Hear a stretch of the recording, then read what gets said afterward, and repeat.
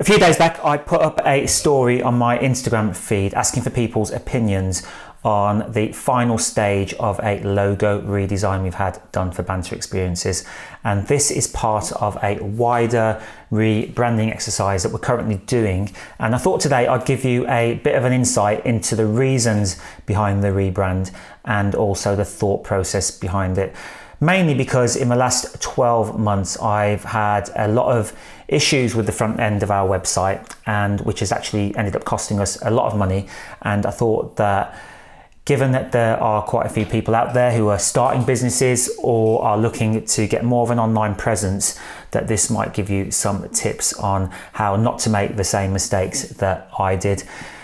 But before that, essentially what Banter Experiences does is we organise anything from team building experiences, hens, stags, activity weekends for groups of 6 or more across 56 cities across Europe and some of the rest of the world as well, including America.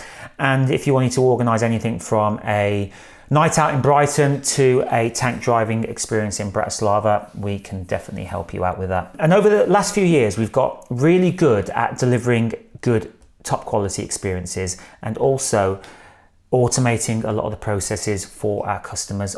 I believe that our customers are increasingly living in an on-demand world, whether it be watching stuff on TV, ordering a taxi, ordering a pizza, even looking for love.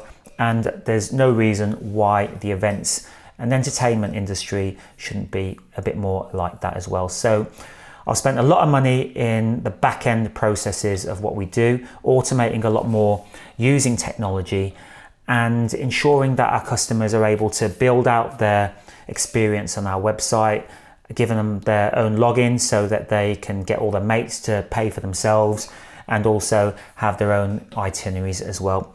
But spending a lot of time and focus on the back end and the technology side of things, I neglected a huge thing which has cost us a lot in the last 12 months, and that was the front end design of the website. So I had this fancy back end done that could almost shoot rockets into Mars, and I just let a designer get on with doing the front end, and I didn't really pay too much attention to what is called the user experience and the user interface. And when I look at my website now, I find it a little bit clunky. I find it has got a lot of stock images on there which aren't always good. And what happened was when we launched the new website, our hits to inquiry rate, which is the number of people that come onto your website and then inquire, dropped by half. Now that's a massive amount. It means that your team have less inquiries to convert. And it means that your team are going to have to work a lot harder to get back to the same levels that you were previously at to make the same money if you want to do the same level of business as you were previously doing. So having made those mistakes and it costing me a lot of money, we decided to embark on a bit of a rebranding exercise. And I spoke to a designer that I've known for a long time now, almost 10 years, and she's brilliant and she's done a lot of work with us before. Her name is Sarah Moss from Sarah Moss Designs, and I gave her a bit of a brief as to what we were looking for. And it's really important that when you work with any sort of creative person, any designer or any website front end developer or something like that, or any website developer per se, that you give them specific objectives about what you want to achieve. And the reason for that is that if you just tell a website designer, go build me a website, they'll go off and do something completely different than what you even imagined. So I was quite specific in what I wanted. So my brief was, all right, we do hens, stags and team building experiences, but we're looking towards the future and we're going to be a bit more of a technology brand that facilitates events. So I wanted that to be part of what we were doing in the rebrand as well. But the brand needs to be fun. We are entertaining people. And I want us to have more of an identity symbol so that people can easily spot and remember us based on that symbol. And I want to have it to be something that I would feel comfortable giving to somebody as an item of clothing that I would think is pretty cool to wear in an item of clothing. Now, Sarah showed me a few designs. I'll show you some of the designs that she'd given to us from the outset based on what I asked for. and she'd taken on board what I said, but I felt that the first set of designs that she did were a little bit too corporate for us.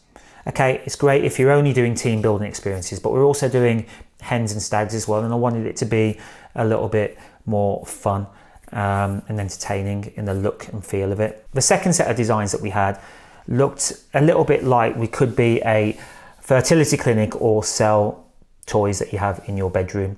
But for me, the top one stuck out, which was the bee symbol. It was something cool, and it was something that myself and my team really liked. After this, there was a bit more of an evolution in what we did with the bee, and there's a bit more of a play of it. There was also another logo that I liked, but I felt that this one actually typecast us a little bit too much into the hen and stag bracket. And as we're becoming more of a tech brand, I didn't want the platform itself to lose its meaning. The other thing that I was really careful of was asking too many people for their opinions. If you ask 100 people their opinion on a logo, then you're going to get 100 different answers at the same time. So just be really careful of that. If you do want to ask people's opinions, just keep it to a small but diverse group. Someone who understands your industry, someone who doesn't, someone who you might have as a potential customer as well. So I just kept it to a very, very small group and asked people how each potential logo that I liked made them feel. Then we had a bit of an evolution on